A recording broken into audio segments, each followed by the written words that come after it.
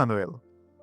প্রিয় ভাই ও বোনেরা, আজ আমরা আদি পুস্তক তার ২৭ অধ্যায়ের ৪১ থেকে ২৮ অধ্যায়ের ৯ পদে বর্ণিত অংশ থেকে ইসহাকের সময়কালীন একটি পারিবারিক স্বার্থের দ্বন্দ্ব সম্পর্কে জানব। এই অংশে আমরা দেখি যাকবের প্রতারণার মাধ্যমে ইসহাকের আশীর্বাদ লাভের পর এসব প্রচণ্ড রকম ক্রোধিত হন। সে মনে মনে ঠিক করেন যে পিতার মৃত্যুর পরে যাকবকে হত্যা করবেন। মানবিক দুর্বলতা, প্রতারণা ও ক্রোধ সবই এখানে প্রকাশিত। কিন্তু ঈশ্বরের পরিকল্পনা মানুষের দুর্বলতার মাঝেও কার্যকর হয়।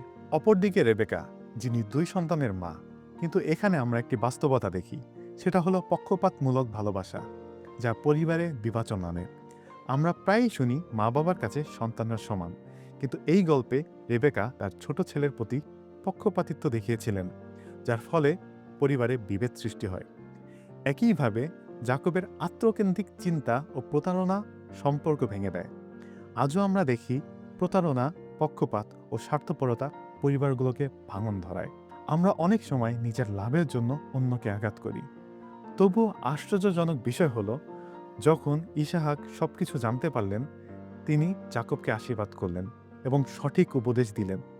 এই আশীর্বাদ যাকবের কাছে অপ্রত্যাশিত ছিল। এর মাধ্যমে আমরা দেখি, যা আমাদের জন্য নির্ধারিত তা কেউ কেড়ে নিতে পারে না। আজও আমাদের সমাজে ভাই ভাই কিংবা ভাই বোনের মধ্যে সম্পত্তি বা উত্তরাধিকার নিয়ে দ্বন্দ্ব দেখা যায়।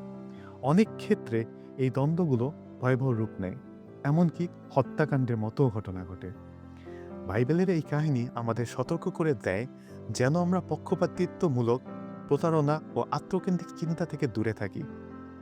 প্রিয়জনেরা, আজকের দিনে আমাদের পরিবারেও হয়তো ভুল বোঝাবুঝি, ক্রোধ, পক্ষপাত বা প্রতারণা দেখা যায়। আবার সম্পত্তি নিয়েও দ্বন্দ্ব ভয়াবহ রূপ নেয়। কিন্তু ঈশ্বর চান আমাদের সত্যতা, বিশ্বাস ও ভালোবাসার ভিত্তিতে পরিবার যেন গড়ে তুলি। যাকবের মতো আমরা হয়তো দুর্বল, কিন্তু ঈশ্বরের আশীর্বাদ আমাদের জীবনে কার্যকর হবে যদি আমরা ঈশ্বরের নির্দেশনা মানি। যেন আমাদের পরিবার ঈশ্বরের শান্তি ও আশীর্বাদ স্থায়ী হয় এবং আমরা পক্ষপাত, প্রতারণা, দ্বন্দ্ব থেকে সততা ও বিশ্বাসের পথে চলি। কেননা মানুষের দুর্বলতা সত্ত্বেও ঈশ্বরের পরিকল্পনা কার্যকর হয় এবং কেউ তা কেড়ে নিতে পারে না। আমেন।